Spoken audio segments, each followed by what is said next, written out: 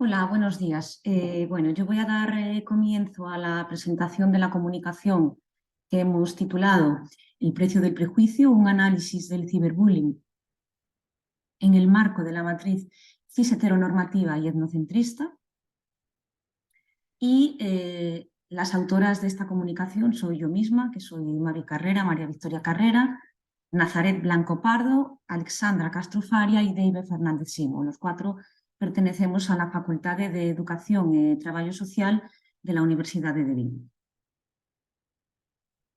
Bueno, en primer lugar haré una breve aproximación conceptual al fenómeno del bullying y del ciberbullying y destacaré las limitaciones que a partir de nuestras investigaciones encontramos relevantes para la comprensión de la temática y para su prevención.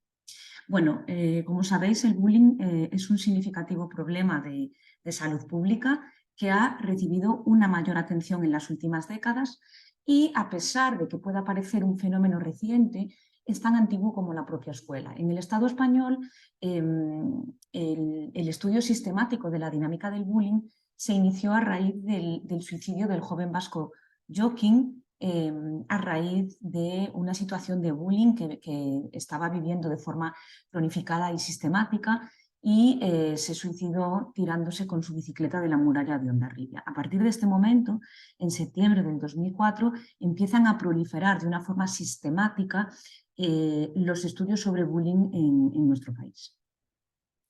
Bueno, el bullying es un subtipo de comportamiento violento que está formado por una serie de acciones negativas dirigidas no solo a la dimensión física, sino también a la dimensión psicosocial de la víctima, y nos dice la literatura científica de carácter repetitivo y prolongado en el tiempo. Otro criterio que ha sido señalado es la intención deliberada de dañar a la víctima, a la persona a la que se dirige, y por último, la asimetría o desequilibrio de poder entre quien ejerce el abuso y quien lo recibe. Bueno, por su parte, el ciberbullying es un subtipo de bullying, una forma de ejercer el bullying a través de las TIC, fundamentalmente pues a través del teléfono móvil y de las nuevas tecnologías de Internet. Tiene los mismos criterios definitorios que el bullying: intención deliberada de dañar, asimetría o desequilibrio de poder, y el carácter sistemático, que aquí se destaca en menor medida pues, porque se considera que una sola situación de ciberbullying puede tener un impacto brutal por una serie de características que voy a comentar a continuación. Bueno, otra cuestión es que bullying y ciberbullying no son, obviamente el ciberbullying es un subtipo de bullying, pero no suceden de forma aislada, sino que el bullying offline, es decir, el bullying fuera de línea o presencial, ¿no?, suele presentarse en paralelo con el ciberbullying o bullying online, es decir, están solapados, uno lleva al otro y habitualmente se producen conjuntamente. El bullying, como os decía, puede ser considerado, es un tipo de bullying, desde luego, pero puede ser considerado un tipo de bullying indirecto. Bueno, hay una serie de matices y de características propias del fenómeno del ciberbullying en relación a otros tipos de bullying, y es que en las situaciones de ciberbullying se incrementa la vulnerabilidad de la víctima debido a factores como el anonimato del agresor o agresora, es más fácil guardar el anonimato, la rápida difusión, el llegar a mucho público, espectadores incontrolables y ser de muy fácil replicación, y por supuesto una característica clave es el hecho de extenderse más allá del espacio físico, es decir, la víctima no está segura en ningún sitio, es igual, aunque no esté en el colegio, aunque esté en su casa, aunque esté de vacaciones, puede estar sufriendo violencia en cualquier momento del día y de la noche. Y el carácter sistemático en el caso del ciberbullying, dice la literatura científica, que refleja su intensidad, pero que no sería adecuado como criterio definitorio, aunque sí se supone, como decíamos antes, que lo es en el bullying face-to-face o el bullying offline, ¿no?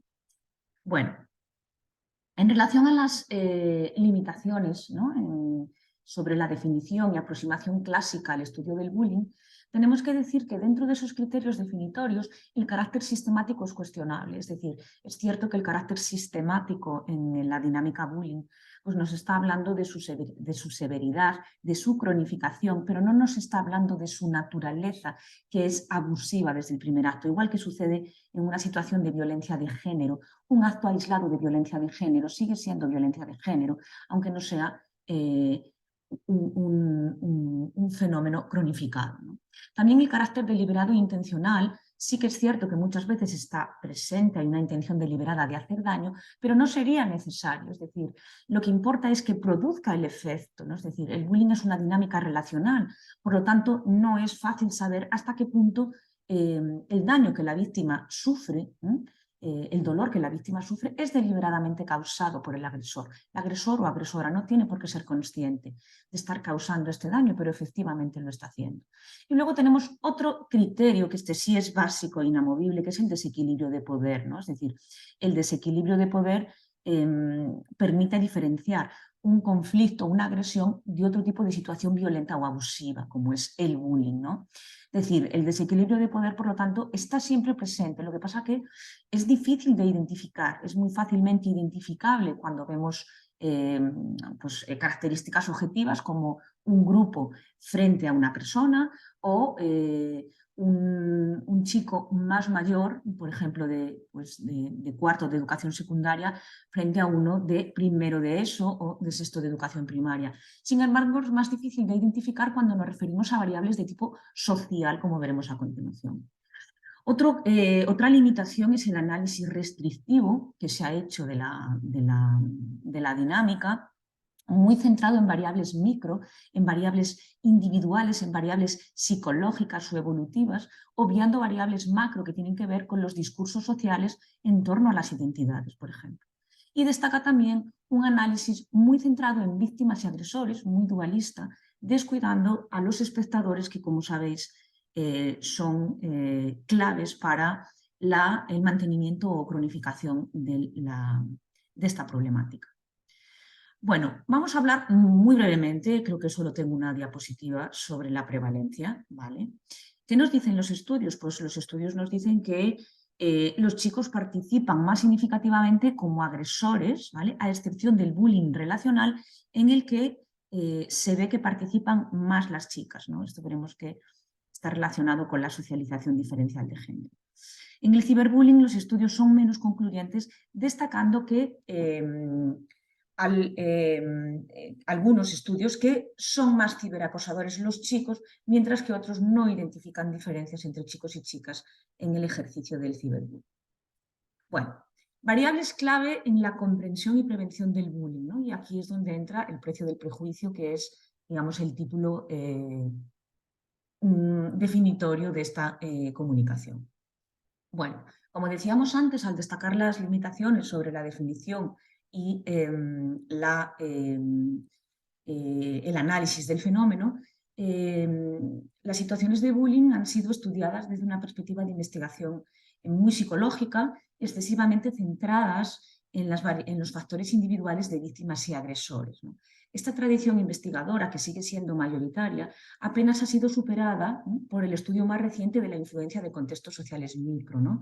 Pues la influencia familiar, la influencia escolar, el vivir en un barrio más o menos marginal, ¿no?, desatendiendo influencias del contexto sociocultural más amplio, lo que llamamos macro, que podría estar modulando, y que de hecho los estudios lo están confirmando, y dando forma a esta problemática, como por ejemplo son las variables relativas a las normas sociales en relación al género, la cis-heteronormatividad, que ahora analizaremos, y a la etnia, el etnocentrismo. Bueno, la cis-heteronormatividad hace referencia a un sistema androcéntrico de construcción de la identidad, ¿no?, relativo a las normas y discursos sociales relativos al género y a la orientación sexual. Y estos discursos defienden y reproducen el carácter natural del binarismo sexual hombre-mujer, que debe ser congruente con un género femenino, bueno, en este caso masculino y femenino, y con una orientación heterosexual, dando lugar a la construcción de identidades de género binarias, opuestas, jerárquicas y complementarias, obligatoriamente heterosexuales, ¿no? Estas identidades están socializadas en el sexismo y en el rechazo a la diversidad sexual y hacia las personas que transgreden los estereotipos de género, ¿no? Es decir, este sistema de reproducción o construcción de la identidad, ¿no? Parte de ese binomio sexual hombre-mujer, a partir de la marca corporal que nos es asignada en el nacimiento del sexo, se construye el género a través de la socialización diferencial.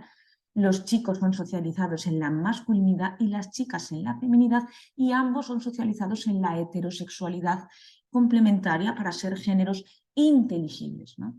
¿Qué sucede? Que hay identidades que transgreden estas categorías identitarias. Por ejemplo, las personas intersex, donde no pueden ser asignadas a un sexo u a otro. Las personas trans, donde no hay una congruencia entre el sexo asignado y el género. O las personas que transgreden la heterosexualidad, ¿no? Así como cualquier persona que de una forma más explícita no reproduce los estereotipos de género que se consideran adecuados para su sexo. Además, aunque hay dos identidades legítimas e inteligibles, mujeres femeninas y heterosexuales y hombres masculinos heterosexuales, los hombres constituyen el género hegemónico, ¿no? Como nos decía Simone de Beauvoir, el hombre es el primer sexo, mientras que la mujer ha sido relegada al lugar de segundo sexo. Por lo tanto, esta matriz cis-heteronormativa es por definición sexista, y además es una matriz que expulsa a los márgenes y rechaza y promueve la exclusión y la violencia hacia las personas que no se sitúan dentro de esos márgenes, ¿no? Todo lo que no serían mujeres femeninas heterosexuales y hombres masculinos heterosexuales. Bien, esto es la cis-heteronorma, ¿no? Por lo tanto, como sabéis, la identidad de género, la expresión de género y la orientación sexual son categorías identitarias que generan discriminación en el ámbito escolar y social más amplio, ¿no? Sin embargo, el género ha estado ausente durante mucho tiempo del estudio del bullying. Desde los estudios iniciales, en la década de los 70, donde la perspectiva de género la denominamos de ceguera de género, porque parecía que solo los chicos estaban implicados en el fenómeno y que las chicas no participaban de ninguna manera. Posteriormente, en la década de los 90, se empezó a reconocer la participación diferencial de las chicas en el fenómeno a través del ejercicio fundamentalmente del bullying relacional frente al bullying más directo ejercido por los chicos, pero no se profundizó en el porqué. Por lo tanto, decimos que es una perspectiva de análisis muy biologicista, ¿no? Porque al no explicar el porqué, digamos que está anclando o dando la explicación de esa diferente forma de ejercer el bullying en algo natural, algo inherente a los chicos y a las chicas. Posteriormente, ya en la década del 2000, se empieza a aplicar una perspectiva constructivista, postestructuralista en el análisis del género, que todavía es minoritaria, y que entiende que el ejercicio diferencial de la violencia entre chicos y chicas viene marcado por la socialización diferencial, y que va un poco más allá, concretamente en el caso del postestructuralismo, y que entiende el fenómeno de la violencia, en este caso el fenómeno del bullying, como una práctica de género y control cis-heteronormativo. Esto lo entenderéis a continuación. Bueno, ¿qué nos dicen los estudios desde esta última perspectiva constructivista postestructuralista? Bueno, en relación a los estereotipos de género nos dicen que aquel alumnado que se identifica más significativamente con la dimensión instrumental, que es la que tradicionalmente se asocia a la masculinidad, es el que más ejerce la agresión. Mientras que aquel alumnado que se define más en base a rasgos expresivos, tradicionalmente asociados a la feminidad, como la empatía o la ética del cuidado, es el que menos participa en la agresión y el que más apoya a las víctimas. También se observa que los chicos y chicas que transgreden los estereotipos de género, especialmente los chicos que son percibidos como femeninos, son los que sufren más victimización primaria y secundaria. Y también se ve que las chicas que transgreden los roles de la feminidad tradicional, socialmente respetable, ¿no? Lo que se considera comportarse con recato y como se espera de pues una mujer respetable, son las que sufren más situaciones de victimización. De una forma relacionada, en relación a las actitudes sexistas, se observa que el alumnado que puntúa más alto en sexismo, es decir, que expresa actitudes más sexistas, es el que más participa en situaciones de bullying. En relación a las actitudes hacia la diversidad sexual o hacia las personas que transgreden los estereotipos de género, los estudios nos dicen que el alumnado que expresa actitudes más negativas hacia las identidades que subvierten las normas de género son las que más participan como agresoras en situaciones de bullying. Esto nos permite concluir que el bullying es una forma de reafirmar la propia identidad de género inteligible que reproduce la norma, distanciándose y castigando a aquellos que transgreden la norma de género. Estudios específicos sobre la diversidad sexual y el bullying nos dicen que hay un porcentaje significativamente mayor de víctimas y cibervíctimas no heterosexuales que heterosexuales, que alrededor del 50% de adolescentes y jóvenes LGBTI ha sufrido bullying de forma crónica o sistematizada, ¿vale? Lo que se ha relacionado con la ideación suicida, con el intento de suicidio, así como con la homofobia internalizada. Nos dice también que las actitudes de la juventud, de adolescentes y jóvenes hacia el colectivo LGBTI son negativas y que son especialmente negativas nos dicen los metaanálisis, en adolescentes varones católicos, religiosos y con ideología de derechas y con pocas amistades no heterosexuales. Tristes sucesos dentro y fuera de nuestras fronteras evidencian el carácter generalizado del bullying y del ciberbullying. Aquí os dejo algunas situaciones en las que podéis investigar, ¿no?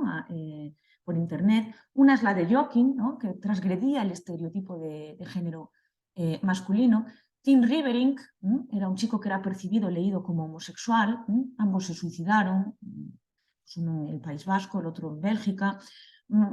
Ya más, también aquí en el Estado español, Carla, en abril del 2013, en Gijón, o Alan, un adolescente trans que se suicida en Barcelona en la Nochebuena del año 2015, o Nerea en octubre de 2020 en A Coruña. Podéis profundizar en estas situaciones y ver cómo en todas ellas hay componentes importantes de género, de prejuicio en relación al género y a la reproducción de los estereotipos de género que no se están analizando en el fenómeno del bullying.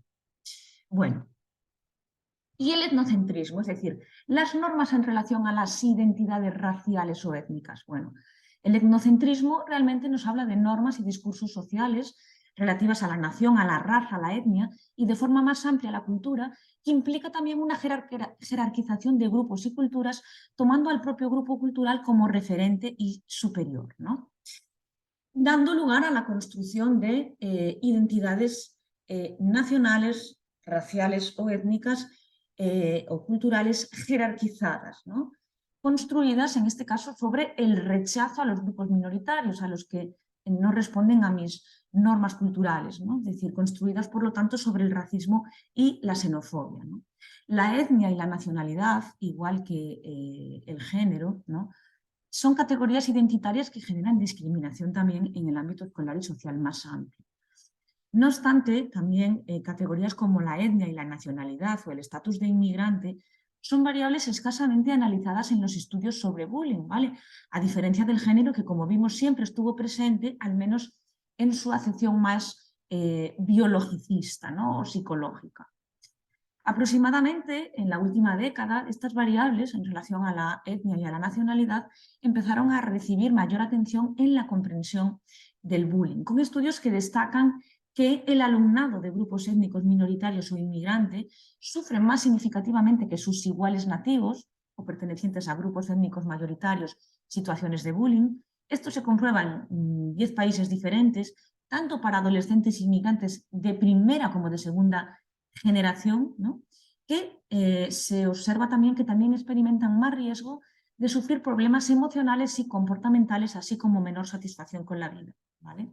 Se observa también que este alumnado es menos reconocido por el colectivo docente como víctimas, ¿vale? Y también se ve que en los países desarrollados la juventud inmigrante es más propensa a sufrir acoso y ciberacoso escolar que sus coetáneos nativos o nativas. Se comprueba también que hay una estrecha relación entre el expresar actitudes negativas hacia la diversidad cultural y participar como agresor en situaciones de bullying. Bueno, aquí incluyo algunas situaciones, algunos fenómenos de bullying situaciones de bullying con resultado de suicidio en los que podéis investigar si queréis, ¿no? Donde se ve la influencia de estas variables etnocentristas en estas situaciones de bullying y de ciberbullying.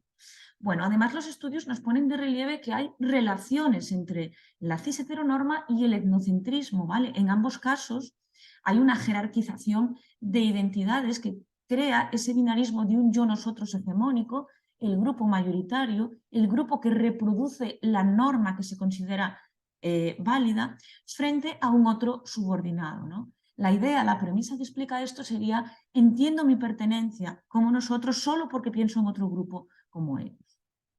Bueno, vamos a hablar de la parte práctica del estudio, ¿no? De la metodología y los resultados del estudio que os presentamos hoy aquí. Bueno, el objetivo de este estudio es conocer la participación del alumnado de ESO en situaciones de bullying y ciberbullying y analizar la relación de estos comportamientos con estas variables que hemos explicado, es decir, con variables propias de la matriz cis-heteronormativa y etnocentrista. Para ello participan 303 estudiantes de cuarto curso de ESO que estaban escolarizados en 5 centros de titularidad pública y 2 de titularidad concertada de una ciudad del sureste gallego. El 52,8% son chicas y el 47,2% son chicos, con una media de edad de 15,32 y un rango de 14 a 18 años. Para ello se lleva a cabo un estudio cuantitativo a través de encuesta de carácter transversal y, aparte de los datos sociodemográficos, se administran 2 escalas que serían nuestras variables dependientes, digamos, una escala de bullying y una escala de ciberbullying, así como escalas que permiten medir la adscripción a estereotipos de género y otras que miden actitudes sexistas, tanto hostiles como benevolentes, actitudes hacia las personas trans y de género diverso y actitudes de rechazo hacia grupos étnicos minoritarios. ¿Qué análisis estadísticos llevamos a cabo? Pues llevamos a cabo análisis y contrastes de medias en función del género en los diferentes ítems y puntuaciones totales de las escalas de bullying y ciberbullying, así como correlaciones de Pearson para ver las relaciones entre los comportamientos de bullying y ciberbullying y las variables cis-heteronormativas y etnocentristas. Bueno, ¿qué nos dicen los resultados en relación a la participación del alumnado como agresor en situaciones de bullying y ciberbullying? Bueno, en relación al bullying, comprobamos que hay puntuaciones bajas, ¿vale? Es decir, de 0,41 en una escala de 0 a 4, ¿vale? Pero que los chicos participan más significativamente como agresores que las chicas, tanto en la puntuación global de la escala, ¿vale?, como específicamente en relación a comportamientos concretos, ¿vale? El maltrato físico directo e indirecto, el maltrato verbal directo, las amenazas y el acoso sexual. Aquí vemos que ejercen más significativamente el bullying en los chicos que las chicas, además de la puntuación total. En relación al ciberbullying, vemos también que hay puntuaciones bajas de 0,12 en una escala de 0 a 4. No vemos diferencias significativas en relación al género en la puntuación total, pero sí en relación a determinados ítems. De forma que los chicos se involucran más como ciberacosadores en situaciones de ciberbullying, como enviar mensajes amenazantes o insultantes, grabar vídeos o hacer fotos con el móvil mientras se humilla a un compañero o compañera, apartar a alguien de un grupo de una red social y grabar vídeos o hacer fotos a un compañero o compañera en algún tipo de comportamiento de carácter sexual. En relación a las correlaciones de Pearson, es decir, a las relaciones que vemos entre la participación como agresor en situaciones de bullying y ciberbullying y las variables de la matriz cis-heteronormativa y etnocentrista, comprobamos en relación al bullying, ¿vale? Es decir, que aquel alumnado que participa más significativamente en situaciones de bullying es también el que se define como más instrumental, es decir, se define más en base a estereotipos de género masculinos, menos significativamente como expresivo y que puntúa más significativamente, es decir, que expresa actitudes significativamente más sexistas hostiles, más sexistas benevolentes y más negativas hacia las personas trans o que transgreden las normas de género, ¿vale? Este mismo patrón se comprueba en relación al ciberbullying, a excepción de la expresividad, donde veis que la correlación es negativa pero no es significativa, ¿vale? Pero sí se comprueba que el alumnado que más participa como ciberacosador es el que se define como más instrumental, el que expresa actitudes significativamente más sexistas, hostiles y benevolentes y más negativas hacia las personas trans o que transgreden los estereotipos de género. En relación al etnocentrismo, ¿vale?, a variables etnocentristas, vemos que tanto el alumnado que participa más significativamente en situaciones de bullying como ciberbullying es el que expresa también actitudes más negativas, ahí lo veis en las correlaciones, punto 42 y punto 32, expresa actitudes más negativas hacia grupos étnicos minoritarios. Bueno, conclusiones e implicaciones para la práctica educativa de estos resultados. Bueno, vemos que hay, como indican las correlaciones de Pearson, una estrecha relación entre el ejercicio del bullying, del ciberbullying, y las variables cis-heteronormativas y etnocentristas, ¿vale? Esto pone de relieve no solo que la escuela es un potente agente de socialización cis-heteronormativa y etnocentrista, sino que la escuela también constituye un espacio de relaciones, un espacio interrelacional en donde el alumnado despliega discursos y prácticas de otredad alimentadas de los estereotipos y de los prejuicios aprendidos, ¿no? Algunos de estos discursos y prácticas de otredad serían estas situaciones de bullying y ciberbullying que muchas veces no son identificadas como tal por el colectivo docente, sino que son prácticas normalizadas como juegos o bromas que forman parte de las dinámicas del día a día en las escuelas, ¿no? Vemos que estas prácticas tienen un fuerte carácter cis-heteronormativo y etnocéntrico, que podrían tener entre sus objetivos, que sean estos inconscientes, señalar y castigar a aquel alumnado que transgrede la norma de género o que pertenece a grupos étnicos minoritarios, y también para reafirmar la propia hegemonía identitaria al delimitar las fronteras entre mi identidad legítima, ese yo-nosotros, ¿vale?, ese grupo con el que yo me identifico, y los otros. Y también permitirían adquirir estatus dentro del grupo de iguales, ¿vale?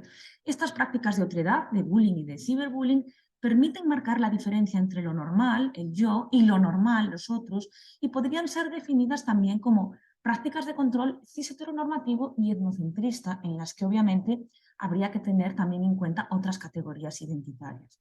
La idea sería que ser diferente en cualquier sentido, ¿vale?, género, etnia, otras categorías identitarias que aquí no hemos analizado, como la clase social, la discapacidad, en una sociedad que es excluyente, una sociedad que es cis-heteronormativa, que es etnocentrista, que es clasista o que es capacitista, podría constituir un potente factor de riesgo para colocarse en el punto de mira, ¿no? Es decir, el rechazo a cualquier categoría, característica o expresión identitaria que transgrede la norma, ¿vale?, y que separa a la persona, a la víctima, del nosotros, ¿no?, es decir, del grupo hegemónico mayoritario, estaría en la génesis del bullying, ¿vale?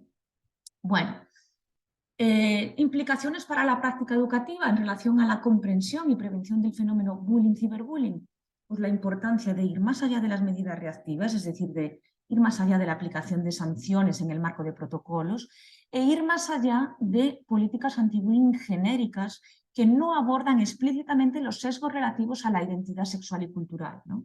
Esto implica diseñar programas de prevención del bullying y del ciberbullying que visibilicen el carácter construido de las identidades de género, ¿vale?, que promocionen la expresividad, es decir, todos esos rasgos relativos que se han tradicionalmente relacionado con la feminidad y que hacen referencia a la empatía, a la ética del cuidado para todo el alumnado, que promuevan discursos igualitarios y de valoración, ¿no?, de la diversidad sexual y cultural, y que contribuyan a romper, ¿no?, ese binario normal-anormal, centro-márgenes, que está en la base de la violencia, en el marco de una pedagogía intercultural, crítica y queer, que fundamentalmente pretenden romper, ¿no?, esas normas que dictan lo que es normal y lo que es anormal, lo que es legítimo de lo que es ilegítimo. Bueno, y nada más. Muchas gracias por vuestra atención. Esperamos que nos dejéis vuestras dudas o comentarios en el chat del Congreso.